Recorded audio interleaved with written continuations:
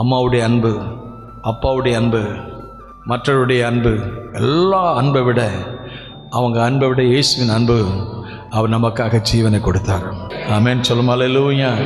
அது ஜீவனை கொடுக்குற அன்பு. இந்த உலகத்துக்கு அன்பெல்லாம் ஜீவனை வாங்குகிற அன்பு. நிறைய பிரச்சனைக்கு, என் அண்ணன் பிரச்சனை, என் தம்பி பிரச்சனை, என் அக்கா பிரச்சனை, என் தங்கச்சி பிரச்சனை, என் புருஷன் பிரச்சனை, என் மனைவி பிரச்சனை, நிறைய பிரச்சனைகளுக்கு நிறைய பேர் காரணமாக இருப்பாங்க. ஆனால் ஆண்டவருக்கு இயேசு பிரச்சனைகளுக்கு பரிகாரம் கொடுக்குற தேவனாக இருக்கிறார். நம்ம வாழ்க்கையை மாத்திர தெய்வமாக இருக்கிறார். அவர் ஜீவனை கொடுக்க வந்தார்.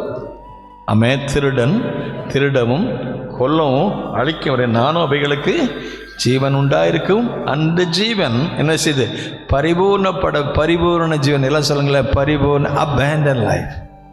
ஆண்டவர் உலகத்தை வந்து ஜீவனை கொடுக்க, உயிரை கொடுக்க வந்தார்.